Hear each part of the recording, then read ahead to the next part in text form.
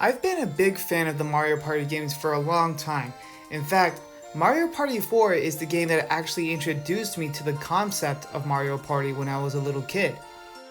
While it's not the absolute best and boldest Mario Party game ever released, that debate can go on and on for the rest of time as far as I'm concerned. I do still think this game still has a lot of merit, not just because I grew up with the game, but also because it still stands on its own as a really fun Mario Party game. This game also served to bridge the gap between the N64 games and the GameCube and Wii games that would follow. Hi guys, my name is Blitzwin, and today we're going to be reviewing Mario Party 4. Through this awkward CG cutscene, we're delivered the story of the game, if you can even call it that. The characters see this very large square candy bag float around like a spaceship and finally stop in front of Peach's castle, where it explodes and reveals the hosts for the game and this large thing called the Party Cube.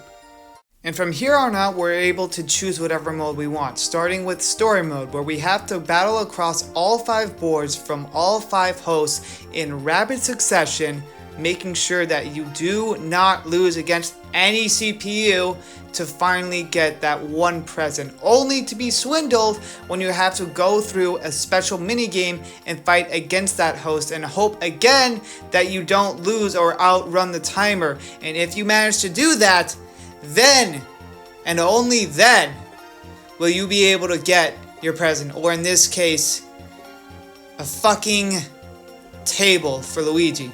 Anyway, following along from that, we have minigame mode. As per Mario Party protocol, you can run through all of the minigames you unlocked from playing the game, be that running through all of the boards or through playing the story mode. There's also a list of separate modes available, such as listing all of the minigames you unlocked, creating a custom minigame list, obviously general free play, or special modes like battle mode, where you can go through 3 or 4 win matches going through different types of minigames, or in this game's case, tic-tac-toe mode, where you go through 2 versus 2 minigames. You also have option mode available, where you can go through the game's options. It's just about what you would expect.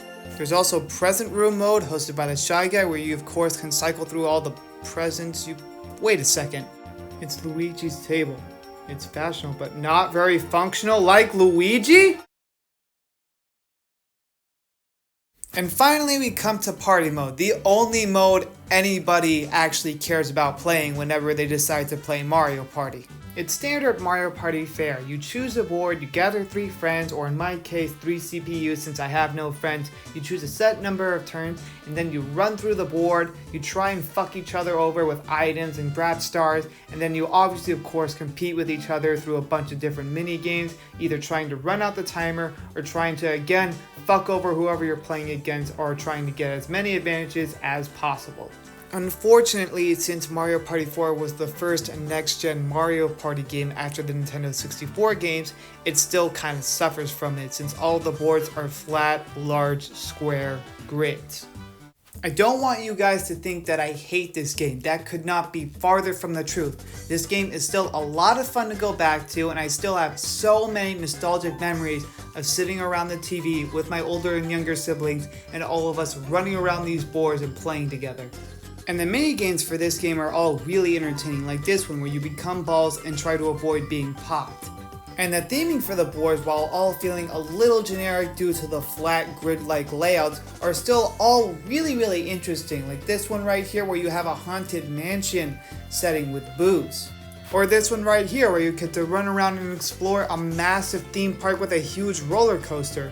And I said this before, but I'll say it again, the minigames are all extremely entertaining. You'll be paragliding for coins, swimming in an Olympic pool, trying to keep your oxygen intake level.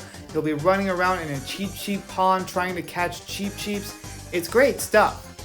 And obviously, since this is a Mario Party game, there's no shortage of chances for you to have the chance to screw over your opponent, either by stealing victory from them, or by stealing their stars. I hold a lot of nostalgia for the mini games of Mario Party 4 especially. I wasn't lying when I said I used to spend a lot of time with my older siblings and younger siblings and play this game. We would spend hours, and I do mean hours playing this game, running through the minigames, and trying to see who would become the next superstar.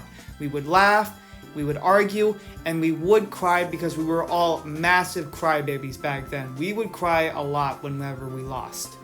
I need to mention one more mode, and that is Extra Mode. In this mode, you choose between Thwomp right here and Womp. If you choose Thwomp, you get a choice of Mega Board Mayhem, which is a coin challenge, and if you choose Womp, you get a choice of several unique single-player minigames, like Bob-omb Crossing right here, where you have to survive a timer and an onslaught of Bob-ombs, or right here, where you murder Goombas. Well, I'm glad to see some genuine thought put into the side modes for Mario Party 4. In my opinion, most of the thought clearly went into Party Mode. It's called Mario Party 4 for a reason. It's about having a party with your friends and losing and regaining friendships by competing with each other and losing your shit over losing mini games and gathering stars and getting close to the star with that stupid spin mini game in the Goomba Castle Casino, whatever the hell it was. But that doesn't mean it's a bad Mario Party game. Far from it. I honestly think that this is one of the best Mario Party games available on the GameCube. Sure, it's a little rough around the edges, but I still recommend it. Mario Party 4 still comes highly recommended for me even after all these years. I hope you guys enjoyed the video. If you did or didn't, let me know down below in the comments, and I'll see you next time. Thanks for watching, guys.